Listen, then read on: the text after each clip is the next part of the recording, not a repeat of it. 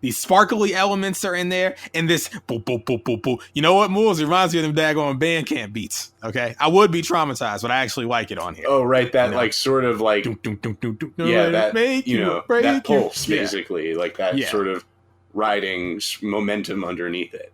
But it's good stuff here. What I will say that separates it from the Bandcamp stuff is that pulse has a groove to it. The Bandcamp pulses were a bunch of kids that just learned how to draw MIDI notes and don't know how to groove them. Right, they're just basically, it's like, oh, what sounds do they use? What were their presets? Oh, okay, they hit the note. That's it. Nothing else.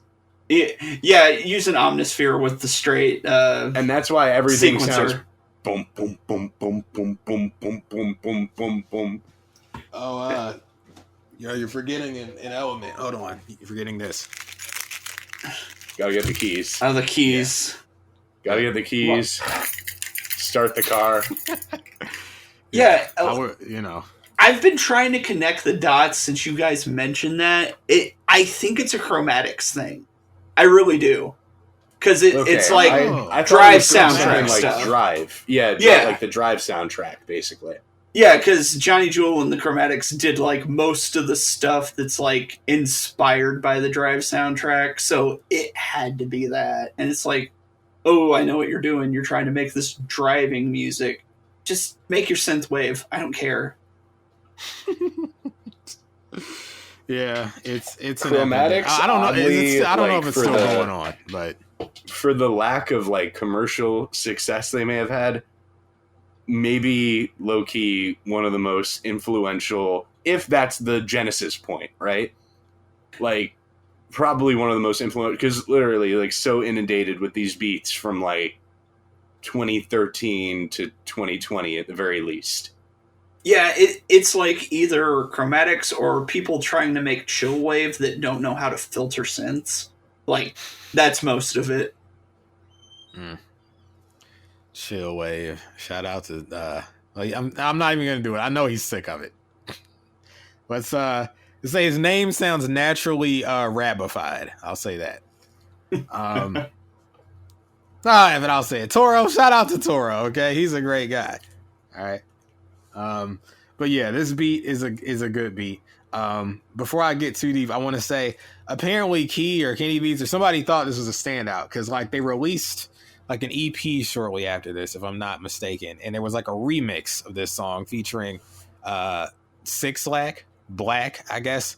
Okay. It stinks compared to this. Oh, does it? Is it the same beat or is it a different beat? It's the same beat. Mel, okay. I actually disagree. I like the 6 Lakh verse on it, and it actually gets a 9- for me. Oh no! Okay. Oh, you prefer it? I prefer the remix. It's the same beat, but it adds a 6 Lakh. It adds a 6 Lakh verse that I actually like, and it kind of expands it out a little bit more. Because I think they honestly like my biggest criticism of this. The only reason I go, honestly, all the songs I give an 8.2 or 8-, because they're just so like quick fire, like I feel like at these song lengths, especially on the songs that aren't like bangers, some of them like feel like, they don't want to overstay their welcome, but I feel like they kind of come and go too quickly. Yeah, and I'm usually someone that would appreciate that more. Like if your idea for the song is you just need a verse and a half and your hook and you're out of there, I'm fine with it. Tell me that. But some of these do sound like it's like you could have fleshed this out a little bit more and it would have been a better moment.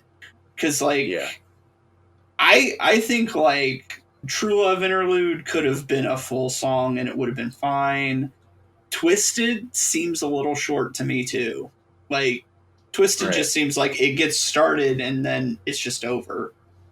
For me, like this and Demolition, and maybe it's just because these are my two favorite records, there's just something about like the vibe of the music that's inviting and makes you want to stay and doesn't feel like a banger that just kind of needs to hit you and then move on to the next thing. Like some things can kind of be extended a little bit just to, I don't know if it's like add a verse or just let the beat ride out a little bit more or something like that. But, you know, some of the ones where the beats kind of got me feeling relaxed a little bit, I don't know why they have to be as short as the ones that are like meant to kind of be like the equivalent of like a sprint, essentially. Yeah, because like the Move is like a perfect length, even though it's a shorter song. Because if I listen to that beat and that energy for any longer than that, it's going to overstay its welcome, and it's not going to be as good. I completely agree with that. Yeah, totally. This is the thing with trap music of the new era, you know, because trap in like the 2000s is different from trap now.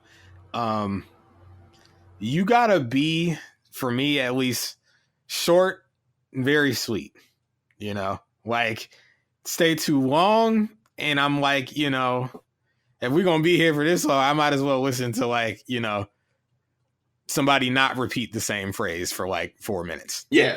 You know, well, like I always go with the modern trap, the like ideal, which I think I gave this like a 9 when I rated it last. But All of a Sudden by Lil Baby and Moneybagg Yo is probably the ideal modern trap song. It's like 2.5 minutes.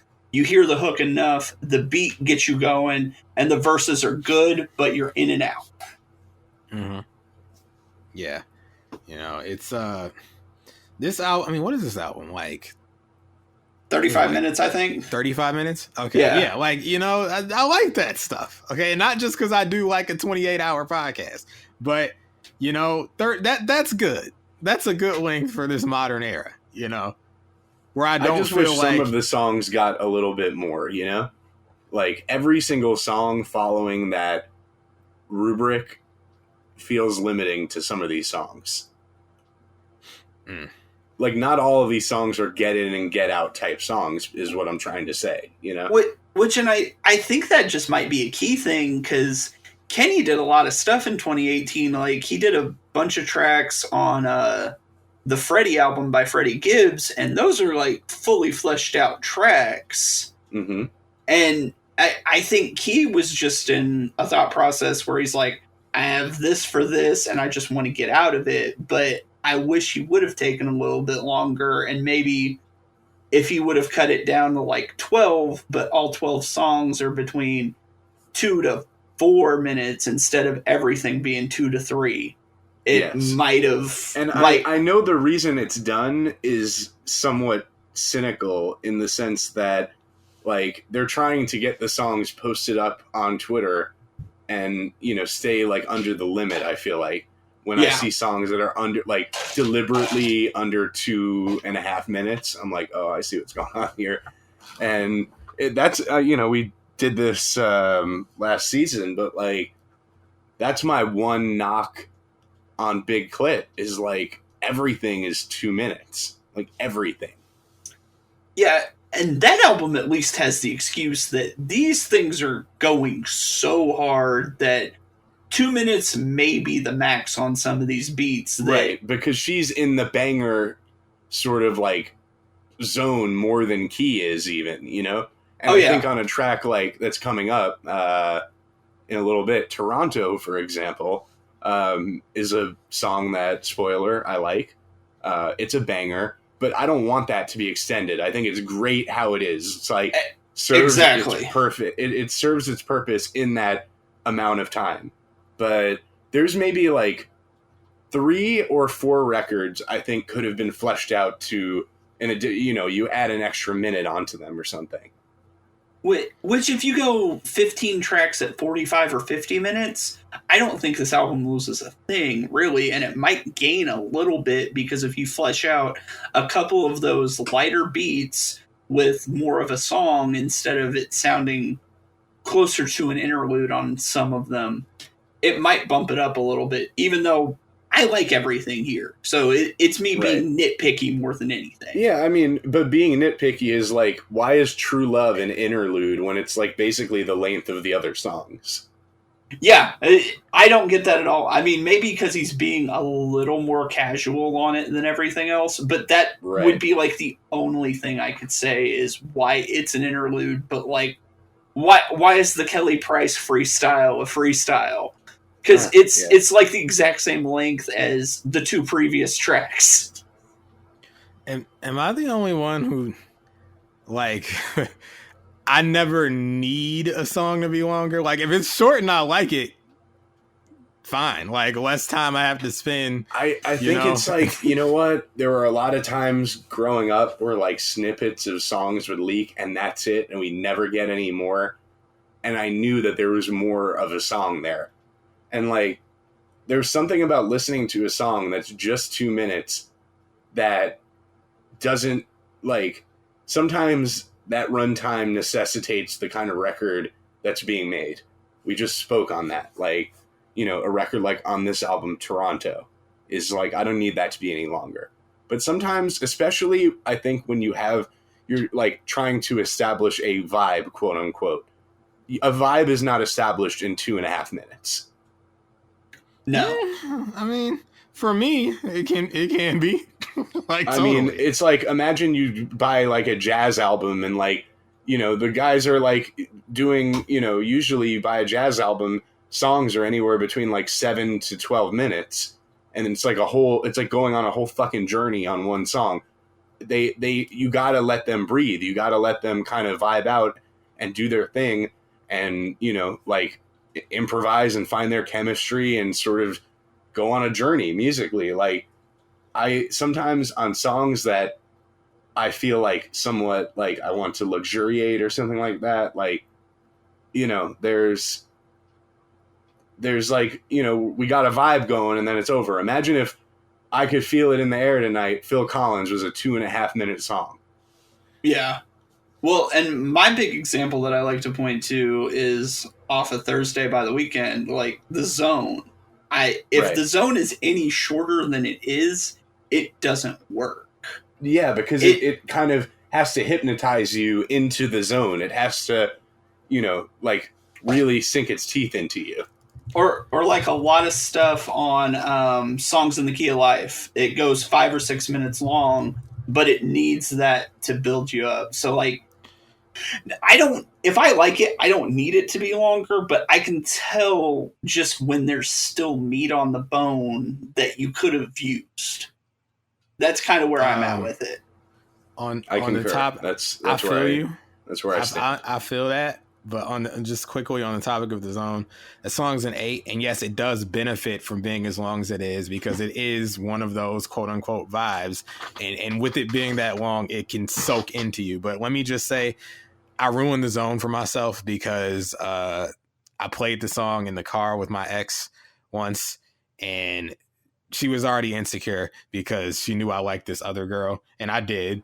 But I was focused on her for the record. But the line in the song, I'll be making love to her through you, so let me keep my eyes closed.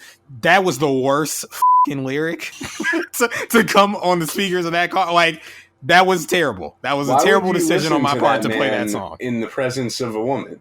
Yeah, when you're The Weekend? When you're trying to have a happier relationship, that is the last man, especially well, see, those he was CDs. Still newer to me, so I hadn't fully accepted that was his purpose, like toxicity and like loathing. Oh yeah, self-loathing.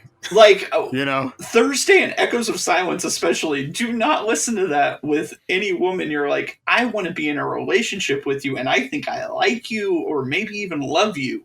That is the worst possible thing you could do. It's like these are like concept albums about like turning this woman out and then abandoning her. Yeah. You know, so. And then ending with, you know, the end of Echoes of Silence. He's like, what the fuck did you expect, basically? Like, that's what I do. Like, I'm the Heartbreak Kid. I'm a true scumbag. Yeah. I didn't know. It was 20... He was like, you know, you'll be sitting on, like, the cold floor crying. Well, and you were, what, 19? 18. I was 18. Yeah, that's when you still learn the difference between R&B that's actually for the women and R&B that's for I'm sad and I want to be a toxic man. Which has always existed, by the way. It's not a weekend. It's not a weekend invention or anything, but you know, there's some stuff, you know, that's for But you know, it's like you don't want to play. You could play "I Want You," Marvin Gaye, but you don't want to play "Here, My Dear." Well, if my dear is here, then why not? No. If my dear was here, why not? Yo, that's a bar. And they wonder why I'm a virgin. Sorry, the mother. I forgot. Yeah. By the way, I just want to say, if anybody cares at all, we are off this. Trust me. But I was about to say, hit the Oscar drop before you even said anything. Okay. Well, I will hit it actually because fair enough, it's warranted. Where's Oscar? All right. Here's Oscar. Before I say what I'm gonna say. Okay. We don't care. I know nobody cares about Mel, not even God. But if you want to know, the results are in, and I lost. So there you go.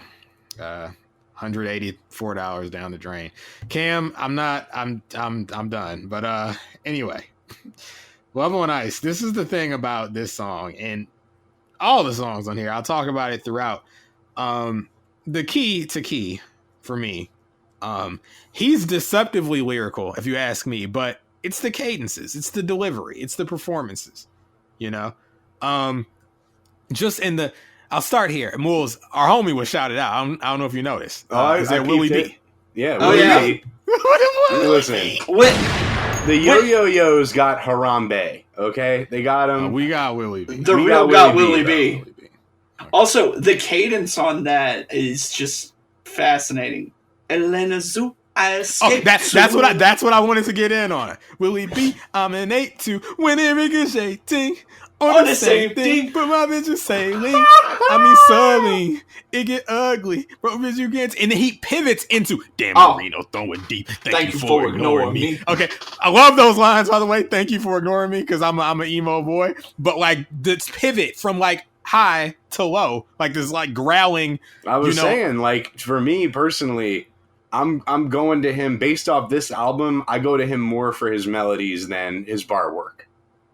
There's bar work on here, okay? You know, there is. I mean, we'll get to it. I'm not saying there's not. I mean, there's more to come on that front, but the thing with it though is he's a stylist. It's clear, Yeah. you know, from this album. He's doing like 3 to 4 different distinct styles throughout this album.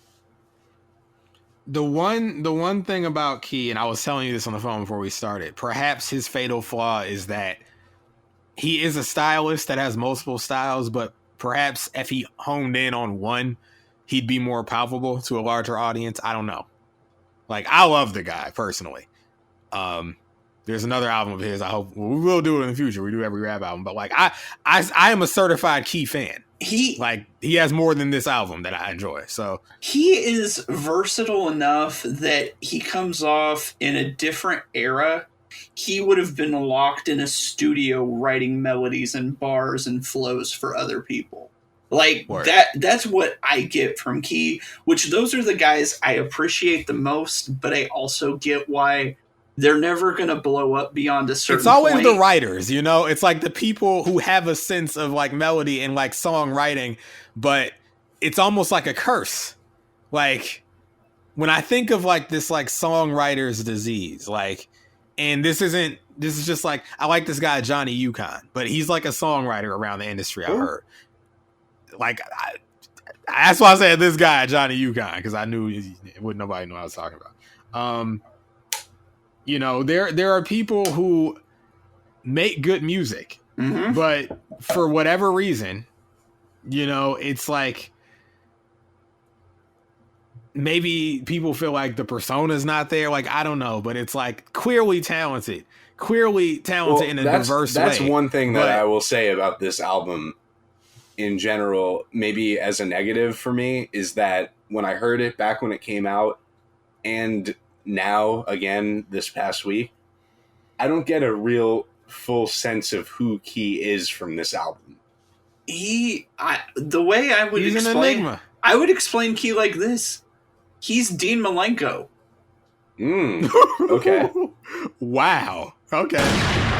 Like I wasn't gonna say the guy I'd usually say for that because I listened. Yeah. But Malenko or like pre-Latino Heat Eddie Guerrero, they can do anything, but you don't get the full personality out of them, which I kind of get the same thing out of like James Fauntleroy's stuff he's done.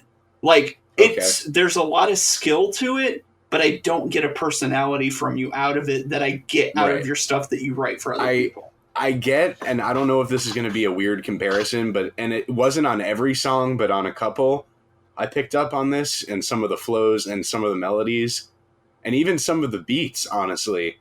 A little bit of Young Dro vibes.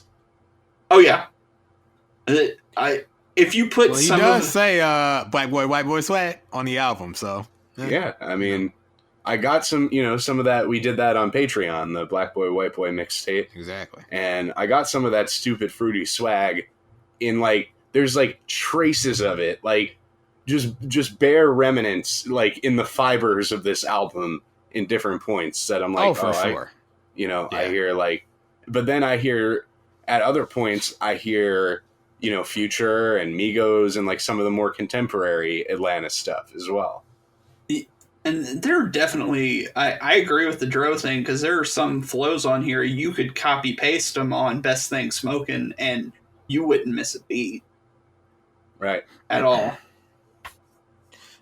Can I take this opportunity to say that this chorus, I love Christy Yamaguchi, shout outs, number one. Number two, Key made the stutter effect work in 2018, as I appreciate. Love on Ice. Love on Ice. Okay, the stutter is more of a Young Money type of thing from like the late 2000s, it's but still it works like here. The spacing of it is different because it would be like Love on Ice if it was Young Money, right. it would be like very syncopated. Yeah, you're right. Yeah, the way they modernized it is on the second take. They do a lot of reverb, make sure it's kind of more in the background, which the Young Money stuff would have been way too dry. Yeah. It would have been Nicki right up front talking about Christy Yamaguchi, yeah. But listen, this is a simp chorus.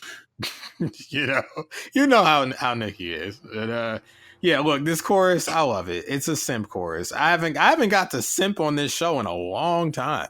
Feels like we've been doing that real hip hop, and it really ain't a lot of room for that. But this is real hip hop too, if you ask me. Okay. What do you mean? Yo she knows what got she me wants goofy. and she knows how to get it.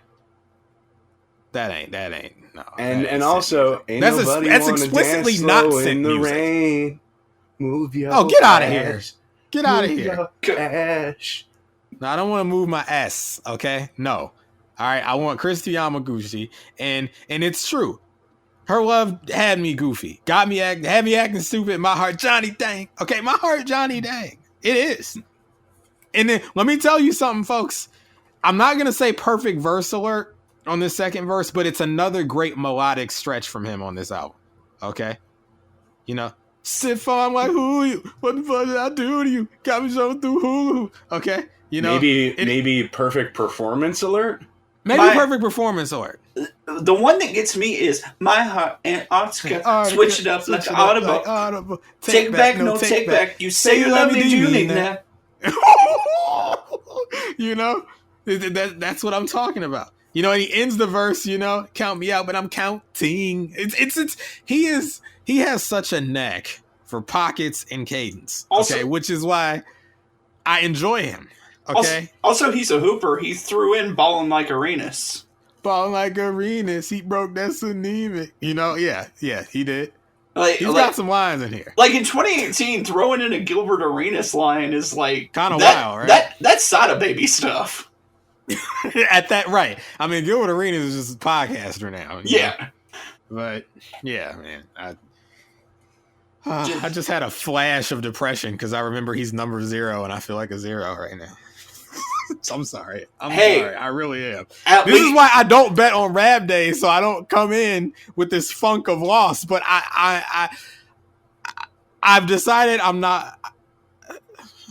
I can't decide to not bet no more. No. I'm going out on DoorDash all night. I got to make this money back. somehow. No. This is I'm gonna try to lift your spirits.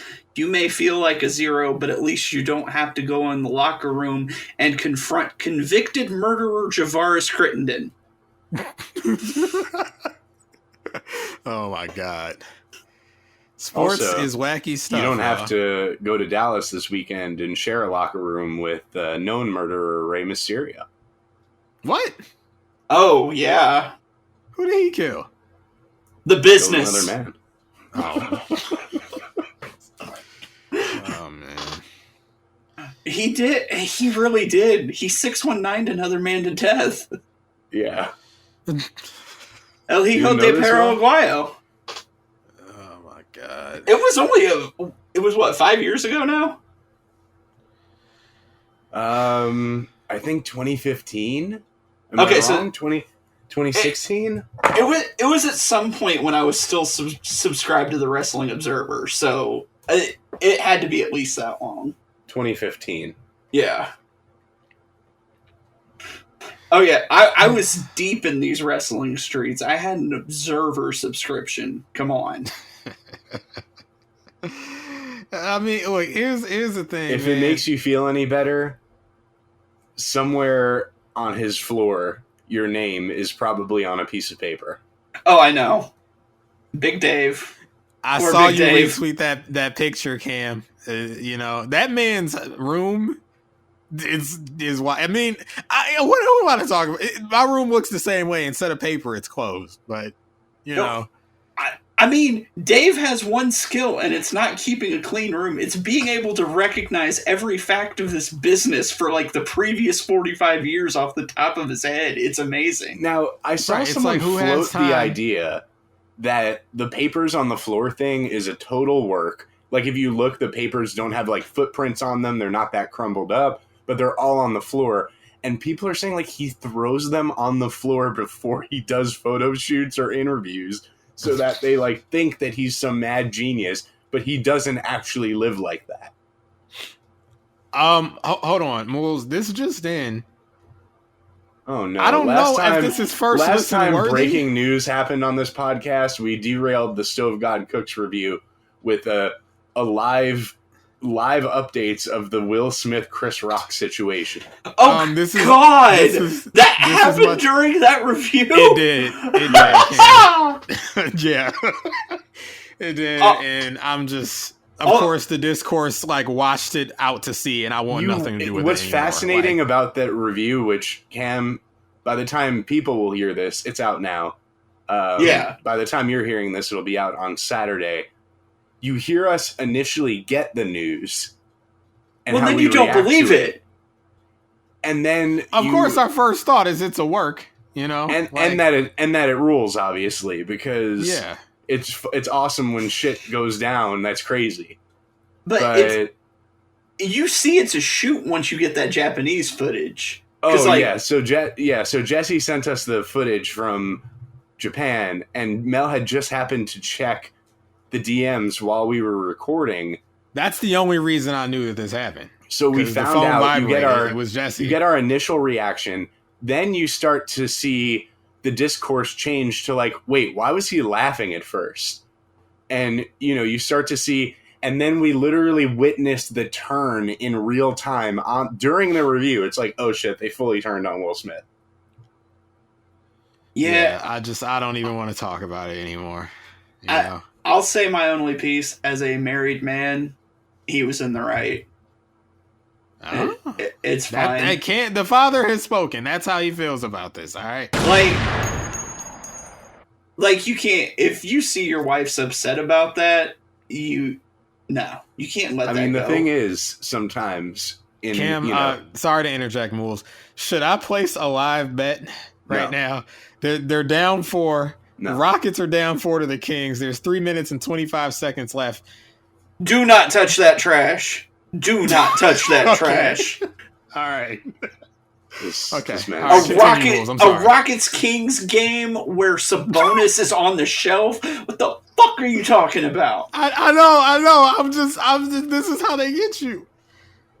But By the way, this is the live betting advice you'd get from me if you ask me, and it's happening right then. I will curse at you and say no. No, I appreciate it. You got. I need that. Someone's got to bring me back to earth that knows more than me. Okay.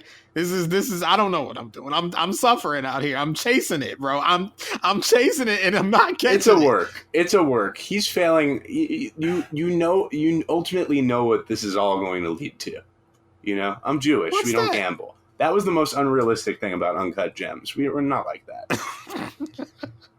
We're the fucking bookies. Oh man. See, what I could believe about Uncut Gems is that man's going through a divorce and he's needing to make some quick cash because he's also got a mistress out there. That man's living too stretched. I feel like the film portrays him as like a serial gambler from like birth, basically. Like he's been running this hustle his whole life, and I'm just like, I don't know. You know, is this what you think of our people, the softies? You know. Oh man! Don't be like little Paul Thomas, okay? That's all I have to say about that. Good movie. Uncut Gems, good movie. I'm so up. Uncut Gems is a good movie. I will agree. I've heard Good Time is good, but I haven't really watched that yet. Good Time is good. I preferred Uncut Gems. I really did. It needed... The thing is, we love Pattinson, but he's a brooding emo boy, you know? Like, we need someone like who lights up our hearts like Adam Sandler, so we really feel for these characters. I'm trying to elevated, you know, the emotional elements were elevated, you know, and I'm trying to think if there's a young guy who could have done that role that would have been better than Pattinson that could do Frantic. Who is the little bitch boy in Whiplash? Oh, fucking Miles Teller. I don't think he would have done a better job. No, if it's Teller, he couldn't have done it. He was good being J.K. Simmons' little bitch, though. Yeah, that was awesome. I like that movie a lot. That movie, I think, is a 9. It's up there for me, man. I think it's a top 10 of the previous decade, which, if you know my feelings on the previous decade in film, that's really not saying that much, but it says something, I suppose. Oh, yeah, Moulz, the breaking news. There's apparently... J. Cole just tweeted D-Day, a Gangsta Grillz mixtape by Dreamville and DJ Drama is dropping tomorrow. You want to listen to some Dreamville verses? Well, it's not really about what I want to do. I'm just thinking in a content sense, you know? Are you saying that you want to do a first listen of this project? Well, this is the thing, though. I mean, if it's a mixtape... It's not a mixtape. Is it one of these new age mixtapes where it's an album, or is it a mixtape? That's what the last couple DJ Drama mixtapes have been streaming projects. Yeah, here's the thing. If it's going to be on DSPs, it's not a mixtape. It's an album, because you have to clear that if you're on a major. That's how we feel, right? So, but I don't know if this is... It's an album with DJ Drama. Is this main event enough for us to do? Absolutely not. I mean, you did that fake-ass Tyler mixtape, so... Oh, they might get me for that. Oh, we already did. I'll stand with you. We did a J. Cole first listen, and it's still in the media carousel on YouTube as one of the more recent ones. Okay, well, and it's a Dreamville thing. Like, he doesn't take those seriously, and neither do his fans, really. Oh man, Mel feels attacked because those guys are like his Wu-Tang. Who are you talking about? Dreamville. No, they're not. I don't listen to them like that. I like Dreamville, but I'm not like I don't got like Dreamville merch. I don't even got OVO merch. No, Drake don't promote his artists right. I was about to say, the people Drake has locked in the basement that he never lets release anything is his Wu-Tang. Hey, listen, that narrative is a false sauce, okay? The boy don't got nobody locked in a basement. They're there on their own free will. You know, there's all kinds of snacks and refreshments and all that. You know, mans are well taken care of in that. It's not even a basement. It's more like you know how the boy was living. It was a lower living space. You know, people live above. It's like a whole house down there. You got party in one room. Yeah, I guess Majid Jordan did tell me they installed a cappuccino machine, so it's all good. There you go. Yeah, right. You know what I'm saying? We gotta nice that. It's a lot of falsities floating. There was talk from our friend McConan about some homophobia that was going on over there. We know about them. Well, we love McConan. No pun intended. Yeah. So.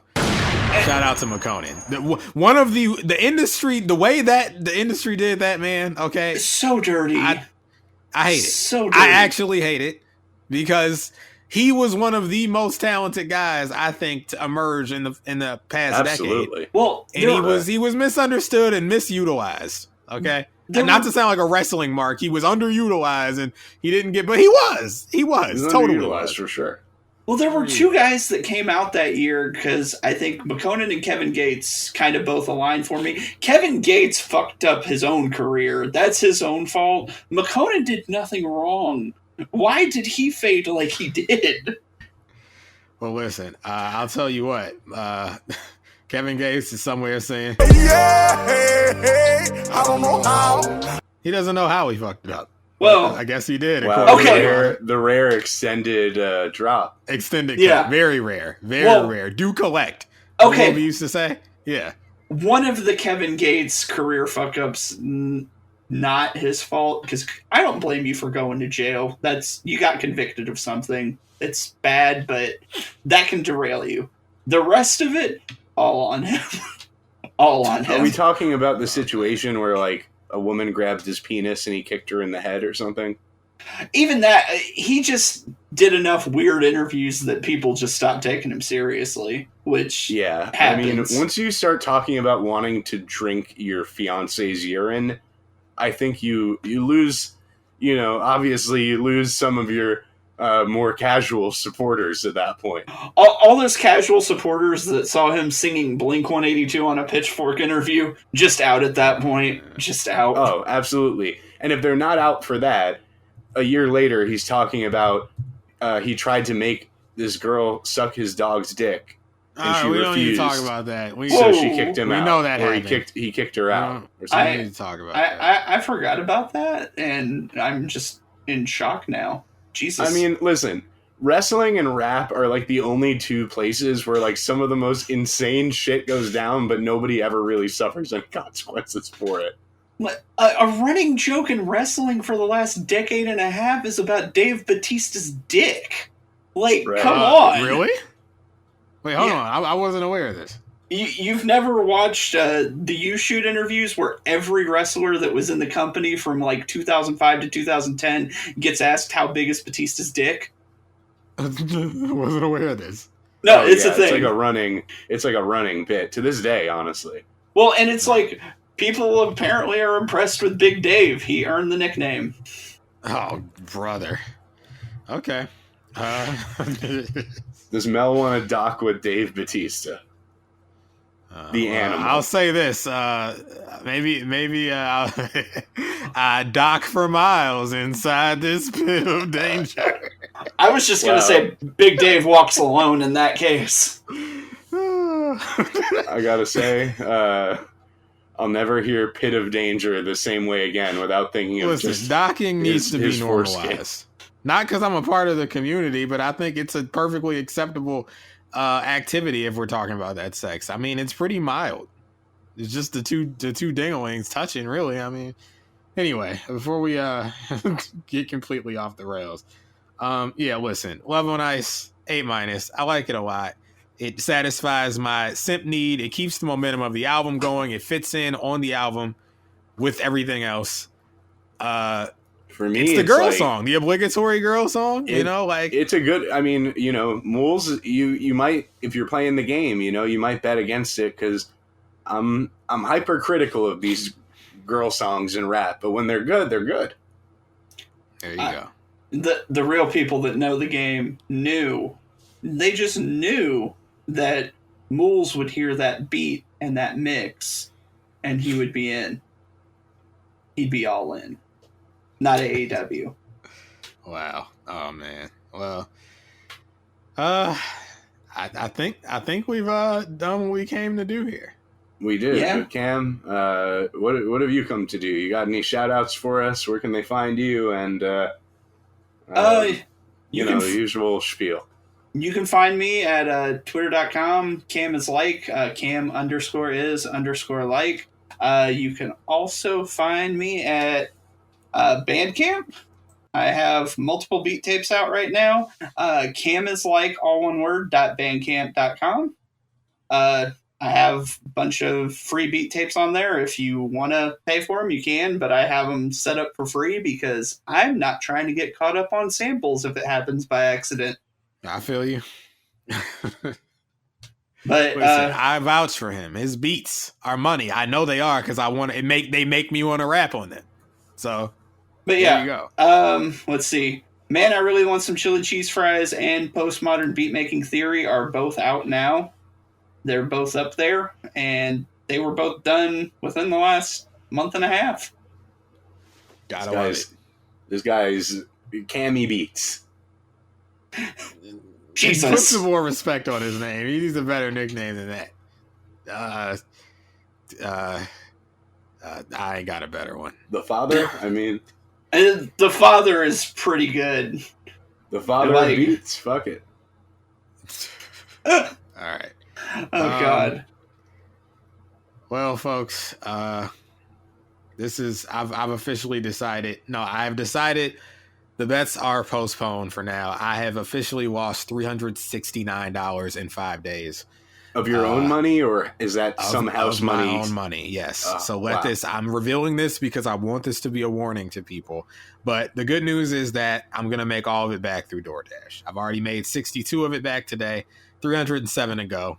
I'll feel better about it once I make it all back. So, Mel, be a man and bet on WWE overseas with the Irish people. Cam, we had a whole discussion about that. Like, the world of WWE betting is so wild. I mean, because obviously it's fake. When everything was on the offshore books, you could bet on all the pay-per-views, and if you knew how they booked and you bet a few days beforehand, you could clean up. Yeah. Because if you watch WWE long enough over the past 10 years, you know what the storyline is. It almost becomes too predictable that, like, you have to stop watching it because you are telegraphing everything that's going to happen. That's what I was telling Mel, was, like, not only that, what's stopping, like, Bruce Pritchard from placing some offshore bets on the show that he's got second to final say on? Well, let me give you a big word here on that.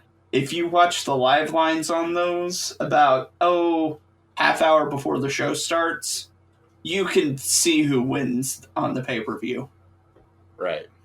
Because because Melvin knows what I'm talking about. Mel knows what I'm talking about. The plus and the minus on the money line. You will see, like, let's say Brock Lesnar Roman Reigns about a half hour before WrestleMania Sunday starts. You will see, like, Roman Reigns or Brock Lesnar negative 10,000 when it was like negative 105. Right. Now smart money would say bet on Roman Reigns because apparently Brock Lesnar is out until like SummerSlam. Like they're going to give, this is going to be it for him for a little while. Well, however, if you know anything about Brock, what if he goes to Vince? And I know Roman's on the run of his life right now and he's been undefeated. What if Brock goes to Vince and he's like, you want me to come out tomorrow? Hey, why don't we do a program with Steve Austin? And it's like, but I need to have the belt. You never know when Brock is going to work his magic, So, and like, he's not scheduled for anything until like July, August, but who the fuck knows? He could just tell Vince, he tells Vince what's up. Well, it's because they've booked themselves in such a way that Brock, if he comes back, is the only draw. Like, Roman can draw a little bit, but Brock will actually draw eyeballs to the product. He will draw people to buy Peacock. Right. And Roman Reigns isn't doing that. They already made a last minute call to nix Ronda Rousey and Charlotte Flair from the night one main event, and now Kevin Owens and Steve Austin are main eventing, which to me says Steve's comfortable being physical. They've seen him work, and they're comfortable with him in the ring. Like, they think he looks good enough to main event. And, he's going to be probably headlining night one at the looks of things right now, right? We'll know by the time this comes out. We'll know what's up. But and if there's any company that does need a shot in the arm, because I've tried watching recently and it is It's so difficult. stale. Yes, it's very sterile. They've fallen into the patterns that, I mean, the commentary is unlistenable, I find. The presentation is, I feel like I'm watching like cutscenes from Universe Mode play out every month the same with the contract signing. Real quick, my OCD is kicking in. We can continue this conversation, obviously, but I feel like we should cut it now because we're about to hit 1:30, and I love that. So, should we cut it and send them to the next track? No.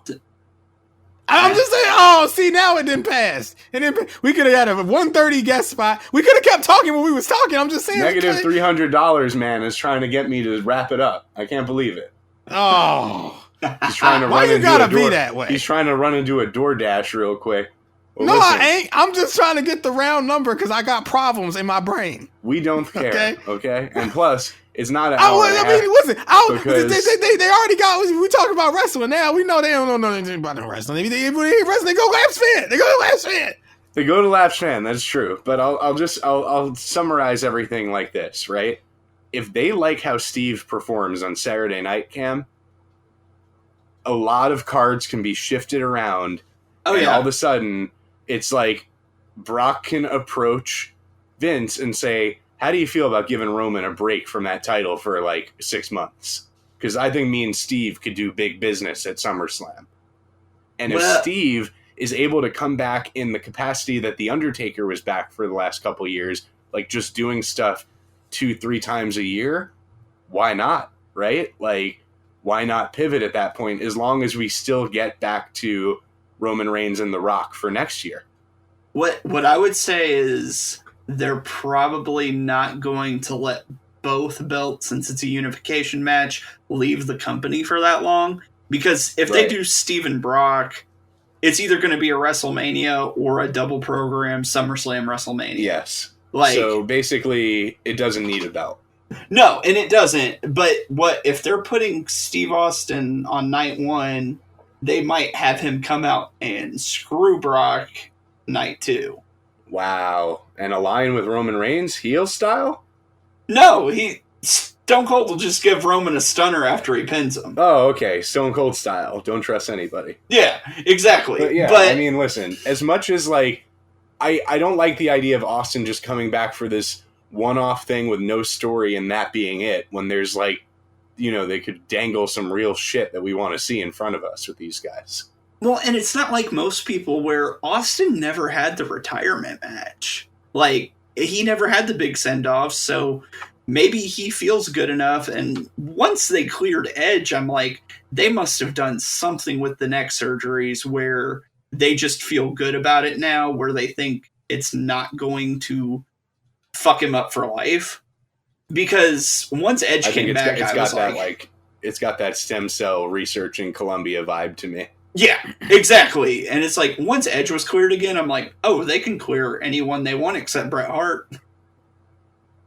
And I mean, that's just because Bret's too old now. Like, if it had been, and he's had strokes. Like, his issues run a little bit deeper than just like physical maladies of like the broken bone variety, rather. Yeah, he's got like the Triple H problems where once you have like chest and brain stuff, you can't do it.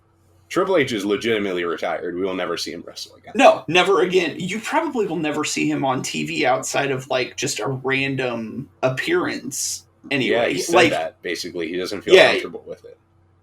Yeah, he can't do anything in the ring. Like, he'll come back to do like Hall of Fame stuff, and I could see that, and that's it. But yeah, that's the WrestleMania week spiel that's already outdated by the time they hear it. Yeah. No, sorry we ruined your thing, but if you had to add the yo, this is Mel from Rap Rankings at the beginning for this long form, it wouldn't have been an hour and a half anyway. Oh, man. I guess you're right. But man. Whew. Well, Cam, thank you. We got more review coming, folks, so stay tuned. And we'll see you again soon. We know you're scheduled for future seasons as well. So, anytime, this guys. This won't be the last of the father. Oh, not at all. I will be back. God, I can't even remember right now. I had it marked down at some point, but I my want to calendar's say not in front of me. maybe next season, definitely season 10. I know Yeah. that for sure. It's one of the next two, and I mean, if anyone drops out next season, you can always contact me. I can try to fill in at a moment's notice. We know someone always is going to drop out. It's like it's almost like we planned for it. Let me see. Do you want to join us? You're not in for next season, and there's only 2 options, one of which may change, so I don't even want to offer it. And I guess with everything that's going on, I'm really not saying this as a joke. Do you want to come on the Big Willie style review next season? Oh, man. Well, you don't do it, Cam. It's tainted. It's been tainted by the event. I was so looking forward to it, and now I'm not anymore. Because do you want to push it back, Mel, and give it some time? Give it some breathing room? Let it breathe out. I feel like we should. Yeah, I think we should. Right, or maybe we shouldn't because he's out right now. Right. Maybe this is the perfect time to do it, unfortunately. Yeah. No, keep it. Keep it there. Keep it? All right, keep it. I'm thinking with my content brain. We got to keep it there. Yeah, I hate content. Hate it. Never liked it. I could do some Big Willie style. It will be the first time I've listened to that album since I was like 11 years old. But yeah, I could definitely do that. All right. Well, there's one other person on the schedule, but stuff might be going on with them, so we might be delaying them too. Got it. Well, thanks for having me, guys. It's fun as thanks for coming always. on, man. It's great to talk to you guys. Always, man. But yeah, stay tuned, folks. We got many more ratings where this came from. And Cam, thank you again.